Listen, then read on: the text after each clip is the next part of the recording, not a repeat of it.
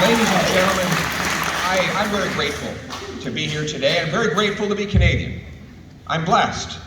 I was born to a 16-year-old unwed mother who couldn't raise me, so she put me up for adoption. To 2 school teachers.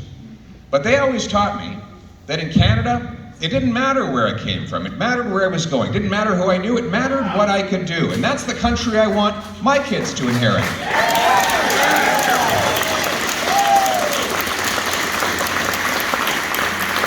It's the country that brought my wife here as a refugee to Montreal.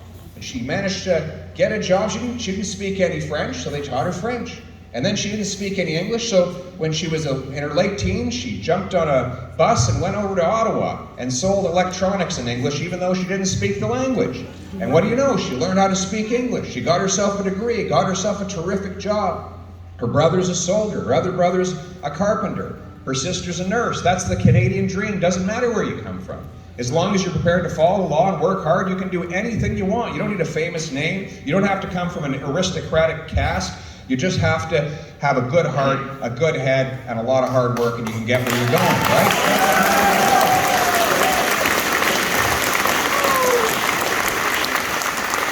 But that's not the country we see today. Today, after 8 years of Trudeau, life costs more. Work doesn't pay. Housing costs have doubled. Crime, chaos, drugs, and disorder reign in our streets, and he divides to distract from all these failures so that he can stay on top. But ladies and gentlemen, the good news is we're going to turn the hurt that Trudeau has caused into the hope that Canadians need, aren't we?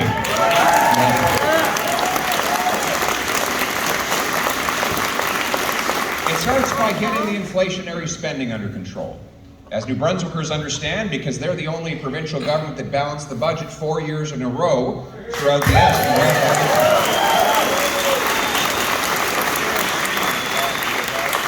Racking up debts is a burden for our children tomorrow, but also it's inflation today. More dollars chasing fewer goods always equals higher prices. If you got 10 loaves of bread and $10, it's $1 a loaf. You double the number of dollars to 20, it's all of a sudden $2 a loaf.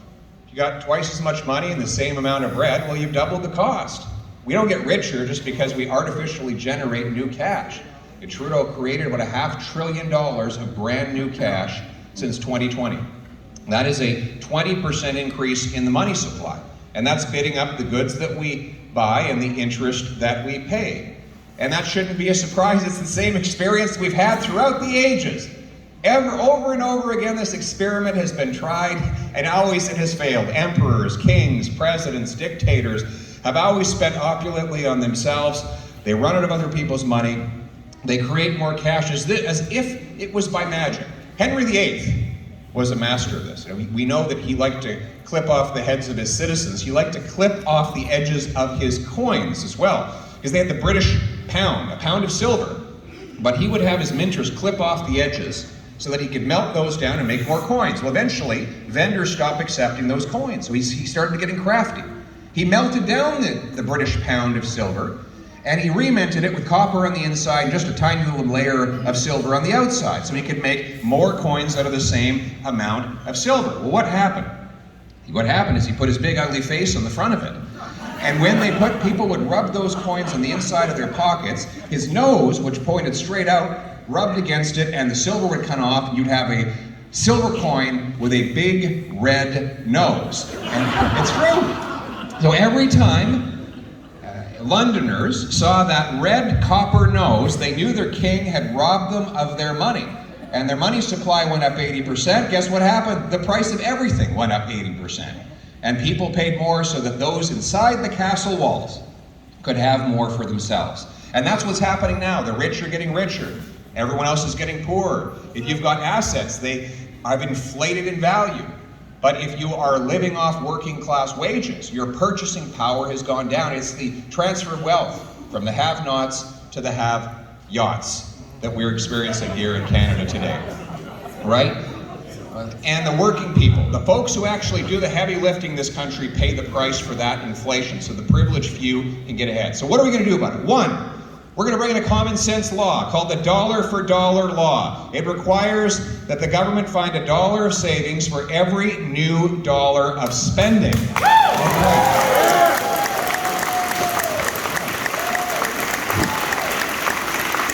They brought in this law in the United States in the 1990s, balanced the budget for the first time in the post-war period, paid off $400 billion of debt, but then as soon as the law lapsed, they went right back into deficit and haven't emerged ever since, which proves once again politicians need legal discipline imposed on their spending. Otherwise, they will spend without control. You've been pinching your pennies long enough. It's time for politicians to start pinching your pennies too.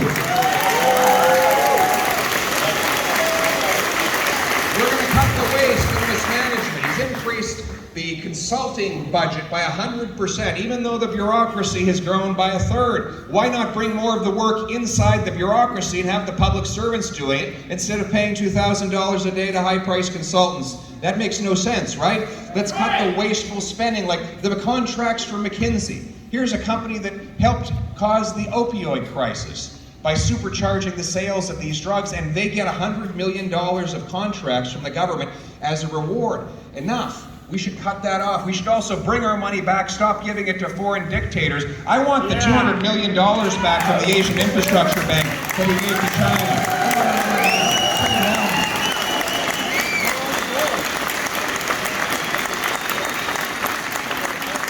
And we'll get our central bank back to its core mandate, which is to protect the purchasing power of our money. The central bank has one job: keep inflation low, not print money for politicians to spend. We will reinstate that discipline. We will have good, hard, solid, reliable money that buys a good living for the people who earn it, my friends. Once again. To earn it, we need powerful paychecks. Powerful paychecks means making work pay. Right now, work doesn't pay. We punish work in Canada. You think about it, single mom earning $60,000 a year goes out and earns another dollar. She loses 80 cents of that dollar to income tax, payroll tax, child benefit clawbacks, and countless other clawbacks on top of the gas tax, carbon tax, and HST on those taxes it takes for her just to drive to work. We wonder why we have a labor shortage. We tax labor, we get less labor. I will reform the programs and cut the income taxes so that you bring home more of every dollar you earn, and hard work once again pays off.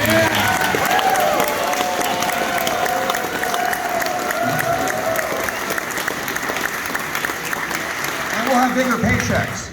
St. John is a place with incredible potential, surrounded by natural resources, an incredible shipping terminal right over here, one of the most efficient in the world. We've also got access to, we've got a great refinery here, and brilliant engineers, local workers, a fishing industry, countless reasons why this should be one of the most prosperous places on planet Earth. But we've got a federal government that is waging war on our energy sector right now, favoring foreign production rather than domestic. Think about this.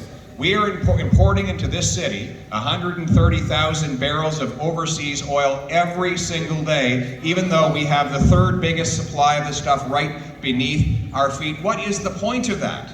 Why do we want to give our money to foreign dictatorships rather than giving it to Canadian workers? Here's my plan. I'm going to repeal the anti-energy laws so that we can produce our own energy, build our own pipelines, use our own oil, and export our energy to the world.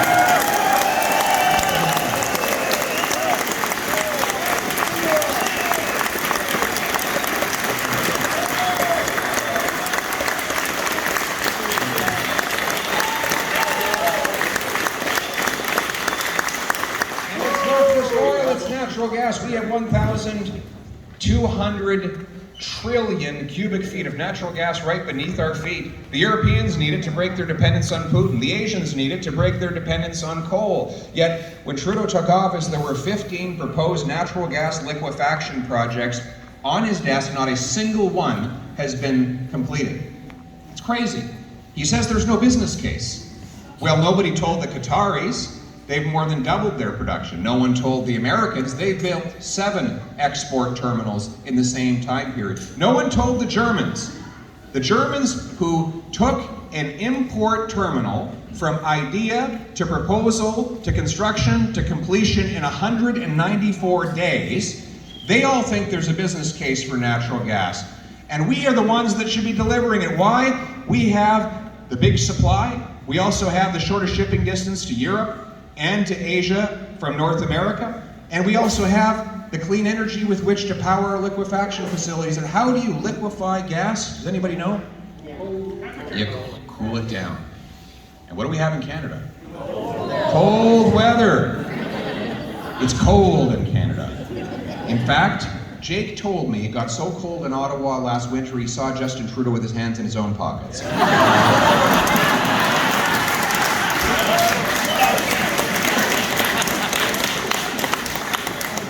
But the engineers tell me it's actually 25% cheaper and more energy efficient to liquefy gas in cold Canada than it is in the hot southern Gulf Coast. In other words, we've got the Americans beat if only we did stop beating ourselves. So let's get the gatekeepers out of the way. Let's liquefy that gas. Let's send it to Europe. Let's send it to Asia.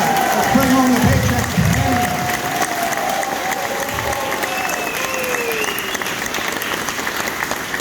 We're going to open our minds again. You know, here we are. Trudeau says we should all drive electric cars. But where does he want us to get the lithium for that?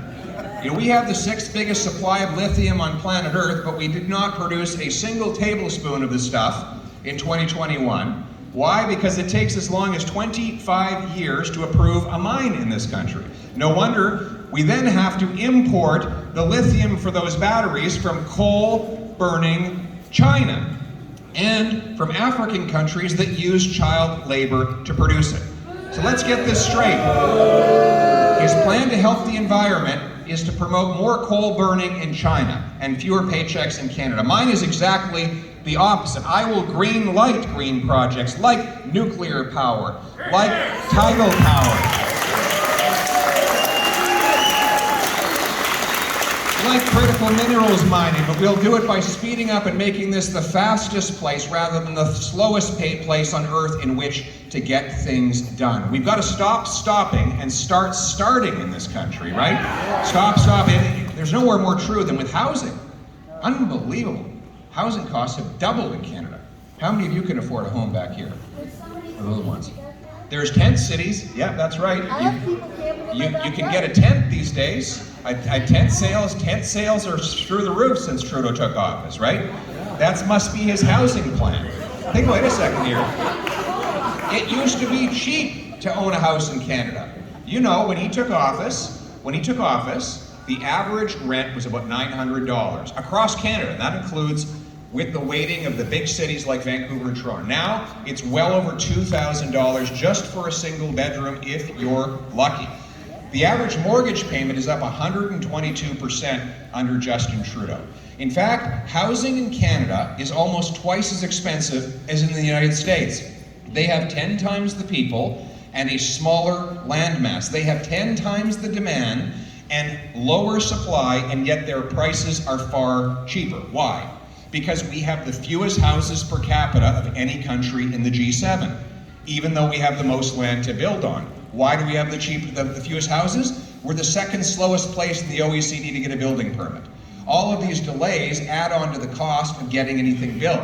A recent study by C.D. Howe Institute took up all the costs of housing. Labor,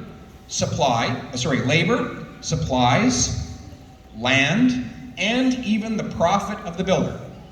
Took that number and compared it to the sale price. The difference was over $1 million. So where's the other $1 million going?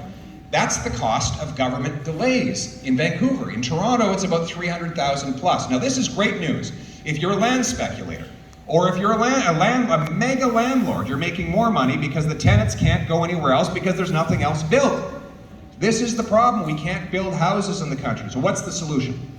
The answer is to stop funneling federal money to big city gatekeepers. They're the ones blocking the building. I will, instead of just giving them a big blank check, I will say to them, they are required to increase building permits by 15% per year or they will lose some of their infrastructure money. But if they exceed the 15% goal, I will give them a building bonus. So they're incentivized to get out of the way and let builders build.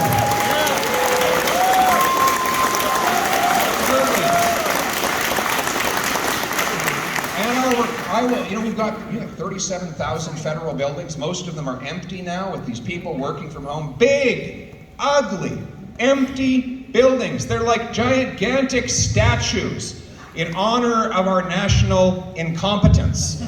We have people living in tents, and we have empty buildings doing nothing. We're paying to heat them, we're paying municipal taxes on them, we're paying to maintain them, and nothing's happening with them. I'm going to sell off 15% of federal buildings and a bunch more surplus land so that we can turn those properties into homes for our people, and we'll use the proceeds of sale to pay down our deficit.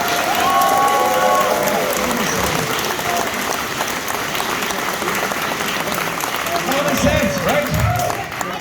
We want it to be in safe communities. Safe communities. Another thing we used to take for granted. In cities like St. John, a lot long ago, people didn't even feel they had to lock their doors. A couple decades ago, that was normal. Towns like this, the neighbor would come in, open the door, and take a little bit of milk out of the fridge once in a while, and you knew nothing was wrong. Kids could play safely in the street. You didn't have to worry about them. But Canada's big cities are increasingly turning into crime zones. The violent crime, up 32%. Gang crime has almost doubled, as Rob Moore, our shadow justice minister, can tell you. Trudeau brought in a catch and release policy that allows the same repeat violent offenders to go out on the streets again and again and again. It's crazy. The police will tell you they arrest the same person often 3 times in a day because they're released on bail. In Vancouver, you can look up this letter from the BC mayors. They arrested the same 40 people 6,000 times in a year. That's 150 arrests per offender per year because they keep getting released in the catch and release system Trudeau has brought in place. It's insane. So what I'm going to do, I'm going to introduce a new common sense criminal justice reform that ensures that repeat violent offenders who are newly arrested for a violent crime stay behind bars until their entire sentence is complete.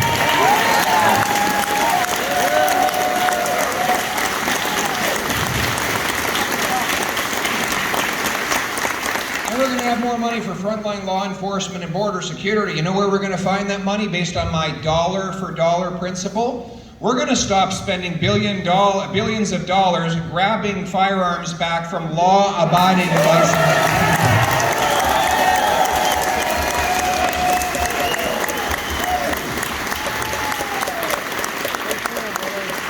exchange with Trudeau on the floor of the House of Commons. I was asking him about the massive increase in stabbings. And I said, what are you going to do about it? He said, I'm going to ban hunting rifles. Like, stabbings happen with knives, not hunting rifles. It's not the Innu hunter from northern Canada that's stabbing and shooting up downtown Toronto. It's repeat violent offenders. In fact, if you look at the statistics, those with a RPAL or a PAL, those licensed firearms owners are the least likely people to commit a crime with a gun, right? Why? Because criminals don't get gun licenses, do they? They'll say, oh, Jack, before we go rob that bank, we have to stop by and get our PAL first to make sure that we're compliant with all the rules, right? So the people who have the PAL, the people the government is trying to ban, they're the good guys. Why not put the money into going after the bad guys? Let's take those billions, reinforce the border, stop the 82% of guns that are involved in crime from coming in the first place, and put the repeat violent offenders behind bars to keep all of us safe. Bring home safety.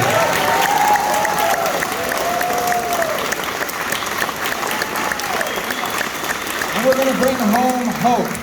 There's been a massive crisis of drug overdoses. In fact, drug overdose deaths are up 200% over the last 8 years of Trudeau. Now, it's no surprise why. Now, first of all, the crisis started because greedy, unscrupulous pharmaceutical companies lied about the addictiveness of the opioids. They flooded North America. They went to working class neighborhoods where people were already down in their luck. They told doctors to oversubscribe these drugs. They knew that people would get hooked, and then people who were unemployed went in and said, I got a sore back. And the doctor gave them some OxyContin, And the people found out that it wasn't just their back that felt better. Everything felt better until it felt horrible. And this spread right across the country. The American government has since sued those drug companies and recovered $60 billion of proceeds from these big companies. One of them was McKinsey, Justin Trudeau's favorite consulting company. Has Trudeau sued McKinsey? No, he actually gave them over $100 million of contracts to enrich them. The same company that actually advised these other corporations to give out bonuses to distributors for every overdose they could cause. Can you imagine anything more morally as obscene and disgusting than that? And then furthermore, they've gone further. We'll come back to that in a second. They've gone further than that. Since the drug overdose crisis began, the government's now giving out tax-funded opioids, going to the same companies to buy hydromorphine, which is an opioid as strong as heroin, and give it out as a so-called safe supply. Well, the problem is that the addict gets bored of the hydromorphine because it's not strong enough, and they sell it to kids and use the profits to buy fentanyl. And that is what is driving this massive surge of drugs right across the country. So here's my common sense plan. 1, we're going to stop giving out tax-funded drugs. We're going to stop that.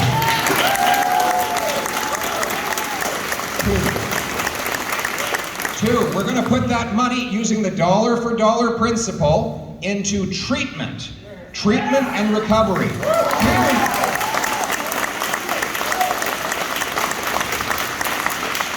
We are going to sue the big drug companies to make them pay for the additional costs that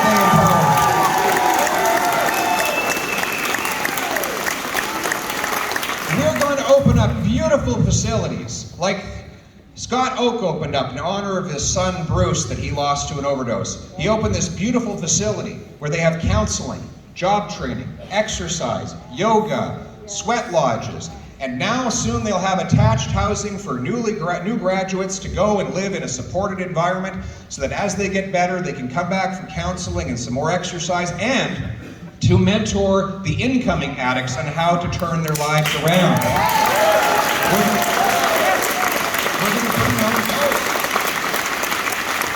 Because there is hope. There is hope for people to turn their lives around and achieve redemption, to go back and take care of their families and be good citizens. We can restore that hope by investing in recovery, not tax-funded narcotics. We can bring all of our loved ones home drug-free, and that's what we'll do.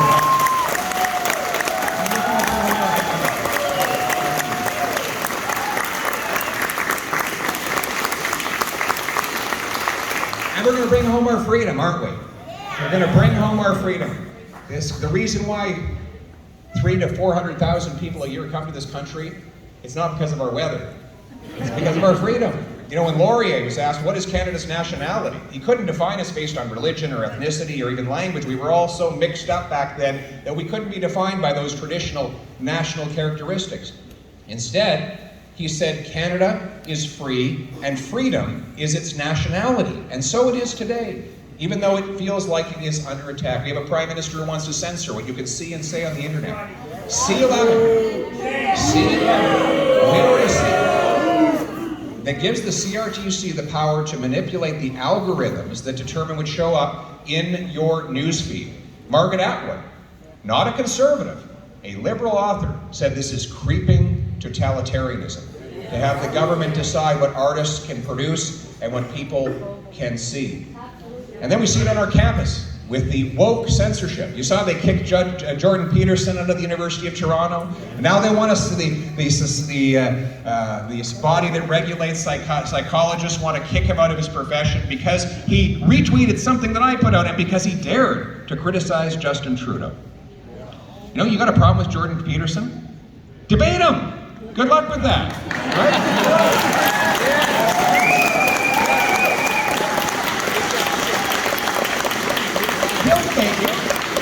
They'll debate. They don't want to debate those. They know they'll lose the debate, and that's why they try to shut down the debate. And we have Section 2B of the Charter of Rights and Freedoms. To be or not to be? That is the question. My answer is this. A Poilievre-led government will require university campuses commit to upholding Section 2B, freedom of expression, and I will repeal C11 to bring back freedom of speech to all Canadians.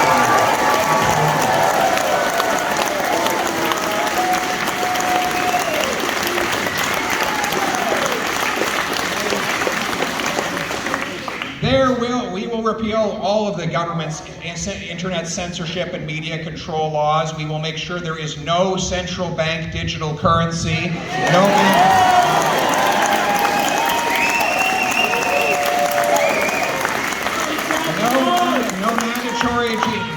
mandatory digital ID, no mandatory vaccinations.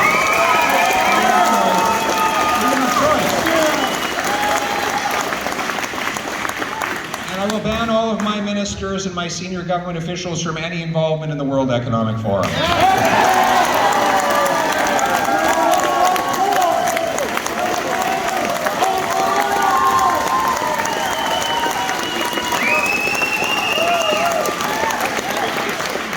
Our purpose is to bring back and make Canada the freest country on earth. And it's based on this assumption. It's based on the common sense of the common people. You see, our friends on the woke left, they have an interesting but highly contradictory philosophy, because on the one hand, they believe that human nature is entirely altruistic as long as it's carried out through government, right?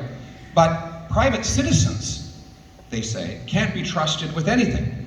So the same person who can't govern himself can govern everyone else.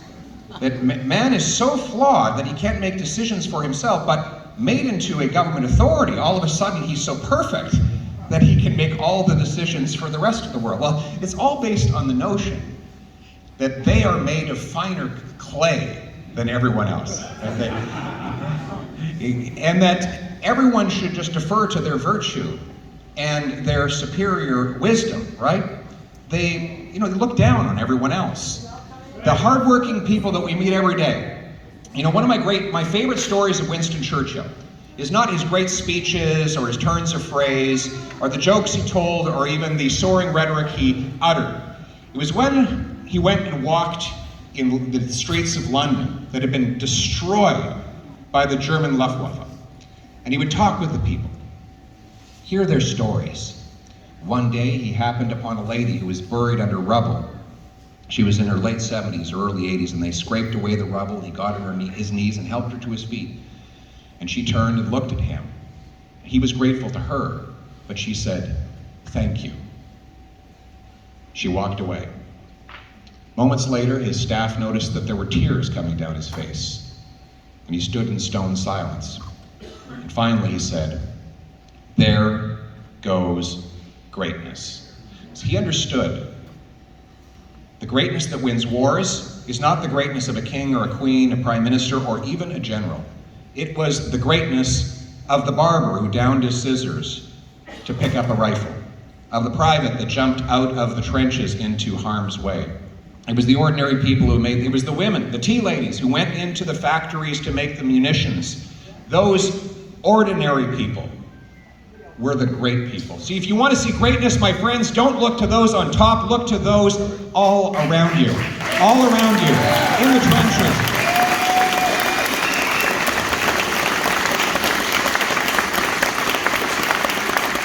You see, they call them ordinary people, but the waitress who balances 10 dishes on one tray, serves 15 tough customers at a time, works a 12-hour shift, gets home in time to help her kid with math, and balances her budget on a minimum wage salary is not ordinary. She is extraordinary, my friend.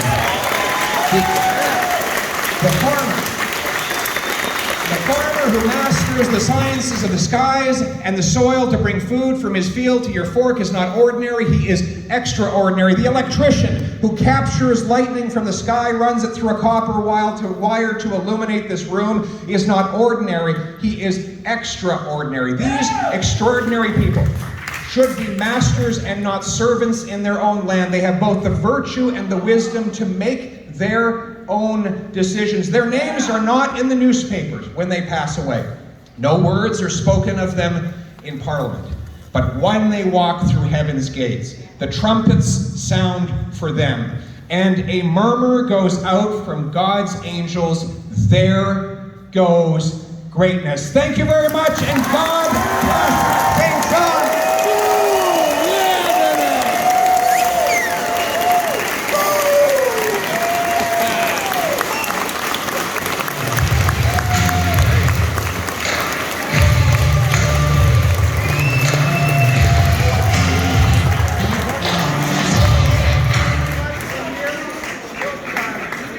Had a wonderful opportunity this evening to meet with